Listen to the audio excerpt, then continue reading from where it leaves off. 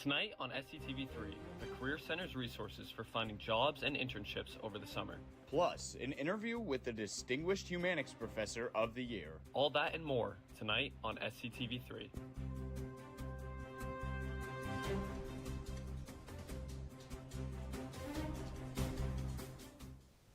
Hello and welcome to tonight's edition of SCTV3 Weekly News. I'm Shane Barron. And I'm Caleb Knowles. Thank you for joining us. We begin tonight on Alden Street. With just a couple weeks left in the school year here at Springfield College, many students are looking for summer jobs and internships. The Career Center on campus is designated to help students stick out to potential employers. The center staff focuses on creating professional connections for students looking to gain valuable experience in their field. The center offers much more than just resume building, workshops, and SCTV3's May Volts. Stop by to see the full range that the services offers. Welcome to the Career Center. I'm Scott Dranka, the director of the Career Center, and I'm going to take you in, give you a little tour of our office and show you our operation and a little bit about what we do. The Springfield College Career Center offers a variety of resources to support students and alumni in their career development. Services include career counseling, job and internship opportunities, workshops and events, skill development, and financial literacy and planning. In Title IX, which are right over here, this is a general reception and waiting room for students so that anytime somebody comes in for an appointment, after they're greeted, they go over here and they wait for their counselor or for Diane and Aaron in those respective offices. Here you'll see this is our reception area where when we have coverage for the front desk, they are working with greeting all the students and the alumni that come into the Career Center. We have it also staffed, besides the full-time staff, with our graduate associate and our work study students.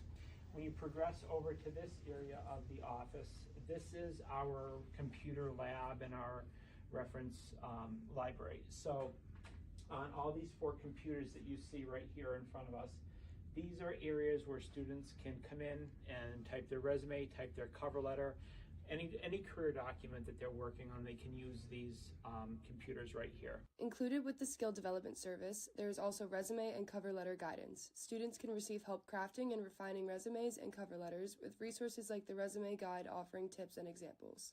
Professional counselors assist with career decision making, including selecting or changing majors, exploring career options, pursuing internships, and preparing for graduate school. So a little bit further down here, this is a video interviewing room, or it can be used for a lot of times students will reserve this room during operating hours from 8:30 to 4:30 to have a Zoom appointment or a phone appointment with an employer. Autumn Ledbetter, our graduate associate, uses this office here when she's working with students. She has a full platform of students that she sees as well. Another service is career counseling. Students can schedule one-on-one sessions with career counselors to explore majors, career paths, internships, or graduate school options. Appointments are available in person or by phone.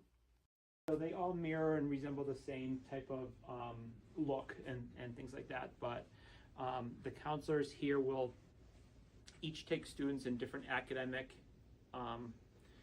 majors, so they liaison to different majors in the 3 different schools like PEPSL, Arts and Sciences, and Health Sciences. So they're program experts in their field that they're in. So students primarily are scheduled appointments with counselors who match that area because they're program experts in that area. So have their resume, their cover letter, their job search done with someone who's very knowledgeable about the current market in those fields. The center also encourages students to sign up for Handshake, a career networking app that is directly connected to the college. Students can create a free account with their Springfield email address. Over the last couple of days, Springfield College has celebrated Earth Week. Earth Week takes place in the middle of April and is dedicated to the planet and the work to clean its environment. On Tuesday, students participated in outdoor yoga in front of the Union and planted succulent plants such as cacti. The last Earth Week event was held today as the campus community made their own tie-dye shirts and enjoyed some dirt cake. Assistant Professor of Environmental Science Chelsea Corlemonge discussed how students on campus can keep the environment clean through certain school groups. Working with your residence hall directors, working with other students, Campus Rec, the Wellness Institute. They always have kind of environmentally friendly stuff going on, especially this week, but kind of throughout the year. This Saturday, the Humanics of Action Club is running its annual Earth Day cleanup off campus. As the semester comes to a close, Senior Week and commencement are fast approaching. Senior Week tickets are on sale now and must be purchased by next Wednesday, with the tickets costing $275. If you're a spring athlete and tournament play conflicts with scheduled events, you'll be eligible for refunds on any missed activities. Residential students should remain in their current housing through graduation day, and commuter students who wish to stay on campus for Senior Week can complete the Google Forms sent to your email. Assistant Dean for Student and Parent Engagement, Annie Warshall, says Senior Week is an experience that students can't miss. There's never going to be another week where you can just hang out with your friends, you don't have any assignments, you have nothing to do but literally hang out, enjoy some time together, go on some really fun trips, and really, like I said, just be with each other before you graduate. Cap and gowns can be purchased at the bookstore located in the Campus Union until the day before the commencement ceremony. The software system for studying abroad is changing for the next round of applications. For those hoping to apply for study abroad in the spring of 2026, the process will look a little bit different. Although the software is not yet applied, it will most likely just change the look of the website, not its main function. The International Center says the anticipated opening for the spring 2026 program will be on July 1st, with the final deadline to apply by September 15th. As always, the process will be competitive, with many students aiming to complete their entire themed exploration requirements while abroad. Students can be approved early for certain programs through the Academic Advising Office. If you want to schedule an individual meeting to discuss the plan for your study abroad before the end of the year, contact the International Center. Camp Massasoit is looking for camp counselors for its summer program. The camp located on East Campus is running a summer camp program for kids ages 5 to 15 with 4 two-week sessions from June 16th to August 15th. The camp runs Monday through Friday, and campers engage in a variety of fun activities such as arts and crafts, swimming, and archery. Springfield College employs a number of students for the camp, with the college providing housing during the sessions. Possible positions include counselor, lifeguard, and program director. Associate Director of East Campus and Outdoor Programs, Angela Veach, talked about how this can be a valuable experience for Springfield College students. It really has skills that are transferable to almost any job occupation out there. So it might not maybe look the most appealing on a resume, but I think when you have an opportunity to get in and meet with a future employer, it's not saying, hey, I was a camp counselor. It's really talking about the skills that are necessary to be successful in this environment. If you're interested at working at Camp Massasoit, you can apply through Springfield College's East Campus webpage. We've seen some great spring weather this week, but will April close out with some more sun and warm weather? Liam Riley is in Studio B with our local and national weather updates. Liam? Thanks, Caleb. Taking a look at this week's forecast, we are slowly getting closer and closer to summer after what seemed like such a long winter. Tomorrow will be cloudy, but we'll hit a high of 80. Saturday is expected to rain, but it's to be the last April shower. The start next week will be sunny and in the 70s, providing the perfect weather for a game of catch or going on the Naismith Green to play spike ball. Thursday wraps up our forecast with a high of 64. Although finals may be looming closer, the beautiful weather should help students distress. Now to turn to some national weather headlines. Since Tuesday, a large wildfire has spread across Ocean County, New Jersey. The Jones Road wildfire has spanned across 11,500 acres, has led to the evacuation of over 5,000 people. The cause of the fire is under investigation, but lasting drought conditions and strong winds have played a part in its spread. Fires have consumed Ocean County forest with black smoke filling the area. The mandatory evacuation order was later lifted, but more than 25,000 residents were without electricity after officials turned off power to keep fire crews safe. As of yesterday morning, the fire was 30% contained. Ocean Township officials said that no injuries or loss of residential structures occurred in the fire. When we come back, we speak to the director of the honors program, Rebecca Lardage, about their recent recognition. Jordan knows he shouldn't eat this entire bowl of nachos, but tonight he's earned that right. Because a few hours ago, in the middle of happy hour, he recognized a sign. Not from the gods or a bolt of lightning, but from a double heart, a kissy face, and a fourth ha in ha ha ha. That's when Jordan knew he was buzzed. So when it was time to go, he got a ride home instead of driving. Be a legend like Jordan. Recognize your buzzed warning signs and get a ride home. Buzz driving is drunk driving.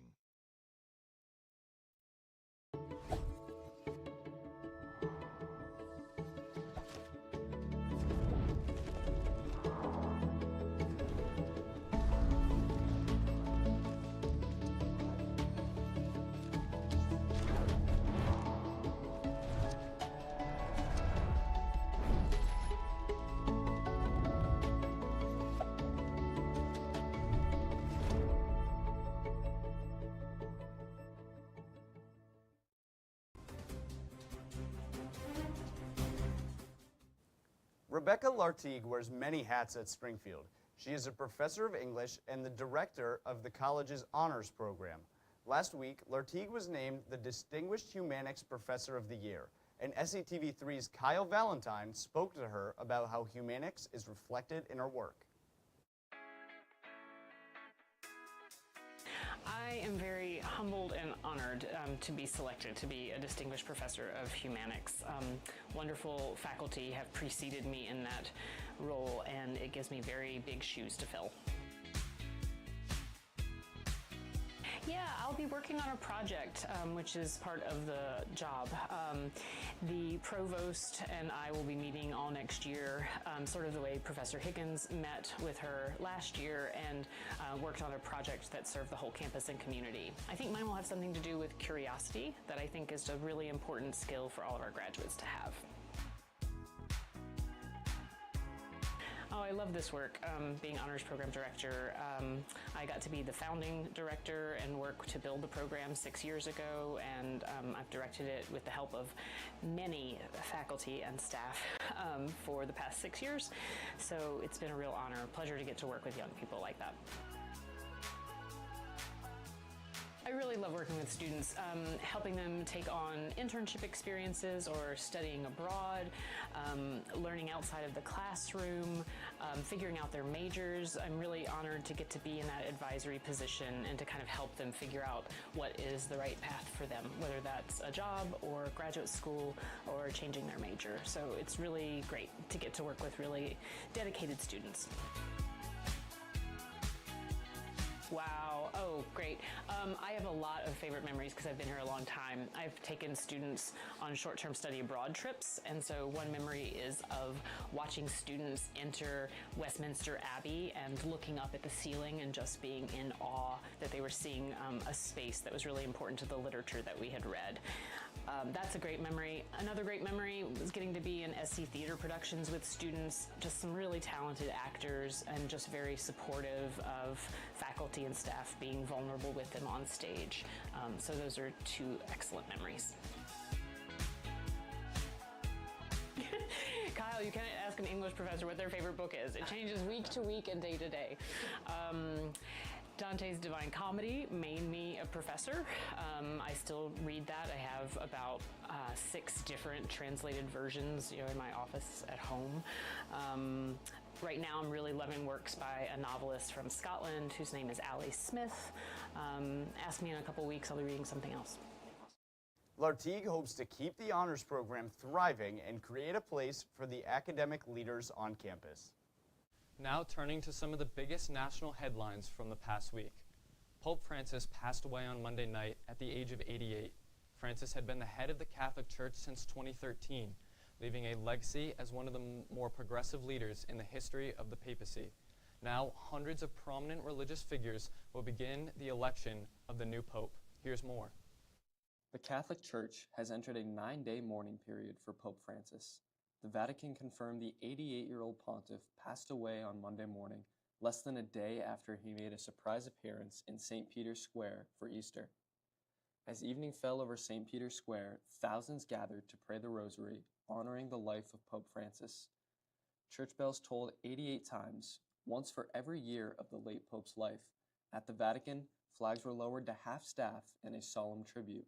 It's a moment of a bit of sadness and at the same time thankfulness and celebration of life. His passing came less than 24 hours after he greeted crowds on Easter Sunday, offering a final message of peace. Just last month, Pope Francis had been released from the hospital following a 5-week battle with double pneumonia. Shocked because I was here yesterday at Mass and I saw the Pope and he looked just so fragile. As the first Pope born in the Americas, Francis made history by placing the poor, the marginalized, and migrants at the heart of his 12-year papacy. He showed us that, what is not essential when you're Pope is to be on a pedestal. What is essential is to be with the people.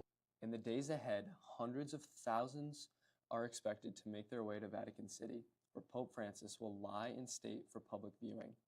His funeral must take place within 6 days of his death. Then, 15 to 20 days later, cardinals from around the world will gather in Rome to begin the process of selecting the next pope.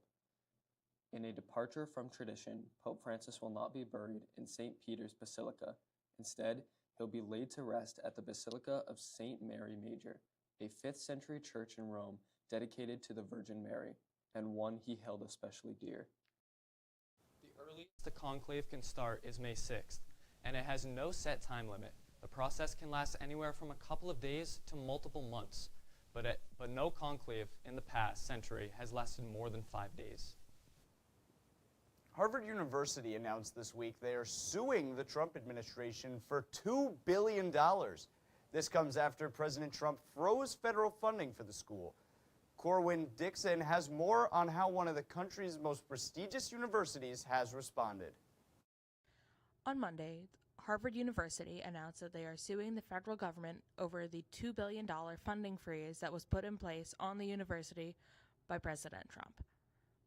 To keep funding, the Trump administration has placed a series of demands on Harvard University, including changes to admissions and hiring practices to be put in place this summer. They also call for the abolishment of several student groups on campus and for Harvard to remove their diversity, equity, and inclusion policies. This has sparked protests on Harvard's campus over the weekend. Harvard, do what's right. As well as the funding freeze, President Trump has called for the tax-exempt status of Harvard University to be revoked. Massachusetts Governor Maura Healey spoke to Face the Nation about this on Sunday. Trump is also calling for Harvard to lose its tax-exempt status, and CBS News has confirmed that the IRS is considering at least rescinding it. Are you aware of any evidence that the university has done anything to merit that? Absolutely not. It's outrageous. But it's part of this continued playbook that Donald Trump has been using, which is to silence critics, right? First he went after the law firms, then he went after companies, then he went after everyday Americans. Now he's going after colleges and universities. Harvard has refused to accept any of the Trump administration's demands. For SCTV3, I'm Corwin Dixon. In the letter announcing the lawsuit, Harvard's president, Alan M. Garber, said the consequences of the government's outreach will be severe and long-lasting. Starting on May 7th, you'll either need a passport or a real ID to board a domestic flight into the United States due to new security requirements. Many New Jersey residents say it's been difficult to get an appointment. SCTV3's Morgan Barboza has more on the story. I check every single day. There's no appointments. Many New Jersey residents trying to get a real ID say they're fed up. How frustrating is this? Very. Mm-hmm. So are you traveling at all? Do you need the real? No, I'm not traveling, but I just want to get it just in case. CBS News data analysis between April 7th and the 18th show New Jersey ranks number 1 out of 49 states for having the lowest compliance issuing real IDs. The rate is just 17%. It should be quicker. I mean, people have to travel. According to New Jersey's Motor Vehicle Commission website, the agency will offer emergency appointments starting on April 24th for those who need to board domestic flights within 14 days for life or death reasons or for urgent travel plans like a family death. Officials, though, say appointments are only at their Transon location, and they're limited. Why? There are no guarantees. An $80 fee is also required. U.S. passport holders don't qualify, and documentation about a personal situation and for real IDs is also needed. Some say they got their IDs ahead of time, being diligent. I just went online early and tried to get it. South Jersey, their service is very fast. Kathleen Ronk says she got a tip from an MVC employee on how to get a real ID appointment. I'm going to go online on Thursday morning at 5 in the morning and hopefully get an appointment, I hope. Reporting for SCTV3, I'm Morgan Barbosa. The deadline to acquire a real ID in the state of Massachusetts is May 7th. After the break, Chris Scholenbrenner has the latest from Pride Athletics with SCTV3's Sports Extra. My name's Dante Iafredi, and I am one of the 3 hosts and producers in a new TV show called Thursday Night Springfield. Have you ever wondered who had the most RBIs in a single MLB season? How about whoever had the most steals in a single NBA season? Don't know the answer to those questions? Come find out in our game show called Outsmarted, where sports journalism students take on Alden Street's finest. Thursday, May 1st at 7:30 for the fastest 30 minutes in sports on SCTV3's YouTube channel. How do you know when you've made the right decision? It's the feeling you get in your gut. The one that tells you what's right or wrong. It's the one that says, sure, I can have a drink. Or the feeling that says, okay, I've been drinking. Now what? It's the voice inside you that says, I'm buzzed. Better leave the car when it's time to go. Plan ahead. Catch a sober ride. Buzz driving is drunk driving.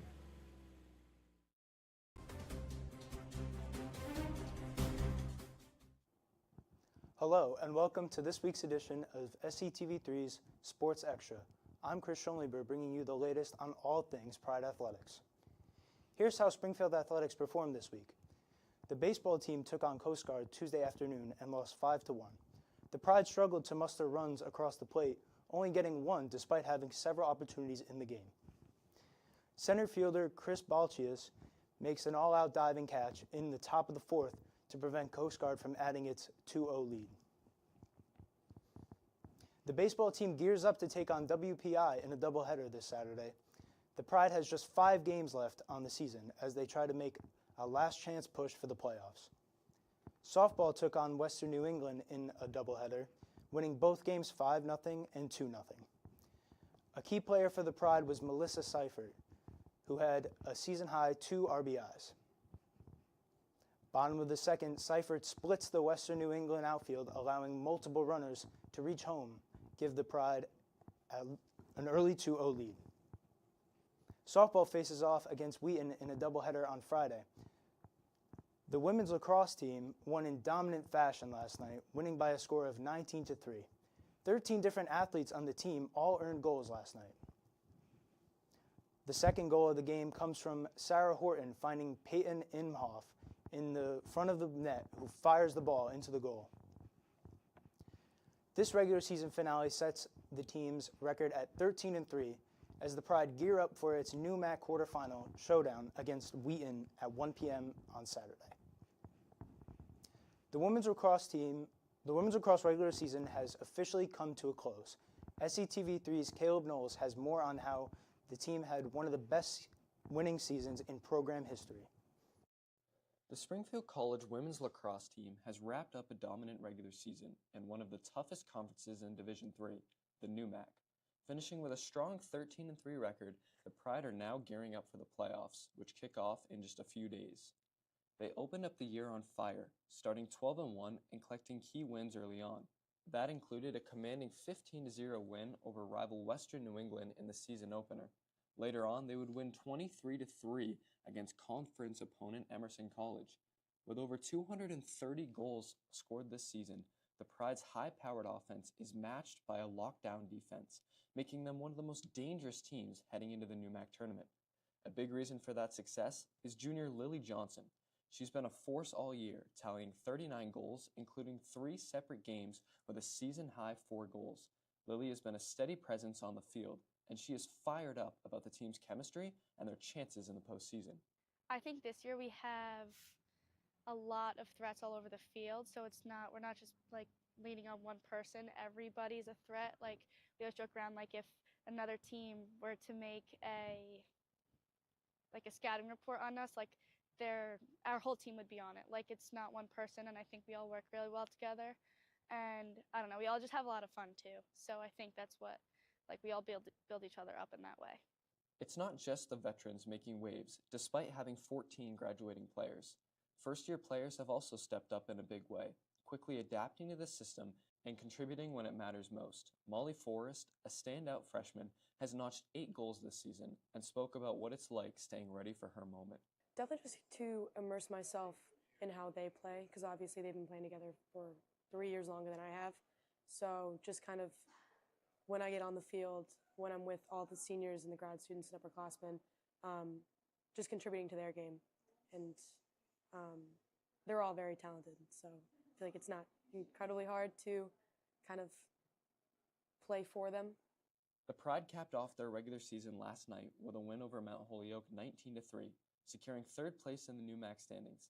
They'll begin their playoff run this Saturday. And with the way they're playing, they're definitely a team to watch out for. The regular season for the women's lacrosse team has been one to remember. They finished with a record of 13-3 and came together under the coaching of Jen Thomas. They had one of the greatest regular seasons in program history. Now the team looks to carry their momentum into the postseason with NUMAC starting this Saturday.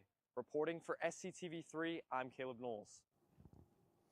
The women's lacrosse first-round game in the NUMAC tournament is set for Saturday. They will play Wheaton in the quarterfinal. Now to take a look at the upcoming athletic schedule. Ending its season 13-3, women's lacrosse enters the NUMAC playoffs as the 3rd seed and will face Wheaton on Saturday. The Pride played Wheaton earlier this month and won 18-4. Softball plays its last home game in the regular season on Tuesday, which is a doubleheader against Manhattanville. Men's tennis is competing in the NUMAC playoffs for the 3rd straight year in a row. The Pride will be taking on MIT in the first round. Men's volleyball is making a run in the NCAA Division III championship tournament and look to beat number 7 California Lutheran to advance to the finals. Track and field starts postseason play this weekend with the NUMAC championships hosted by Mount Holyoke. To see each team's end-of-the-year schedule, check out springfieldcollegepride.com. That'll do it with this edition of Sports Extra. Stick around to see the final installment of Patty's Pizza Picks this year.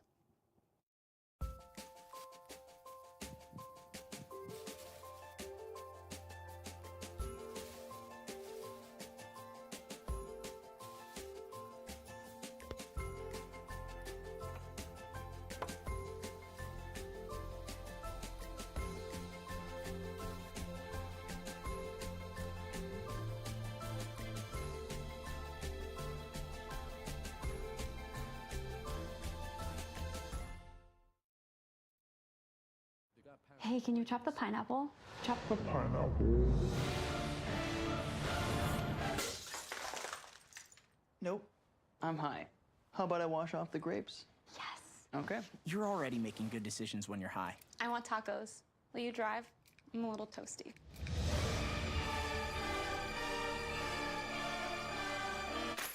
Nope, I'm high. Let's order in. Don't make an exception when it comes to driving. If you feel different, you drive different.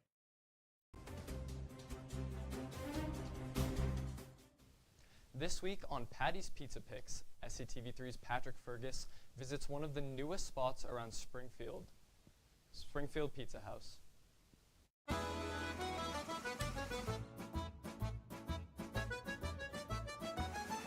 We're here at Springfield Pizza House on 1135 State Street.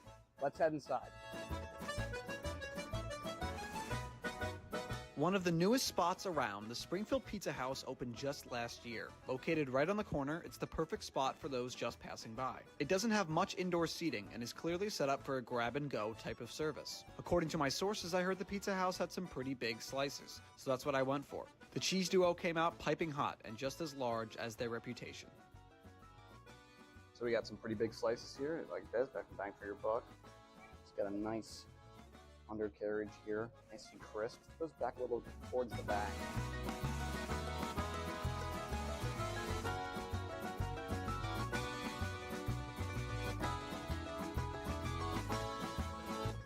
Use a little more sauce.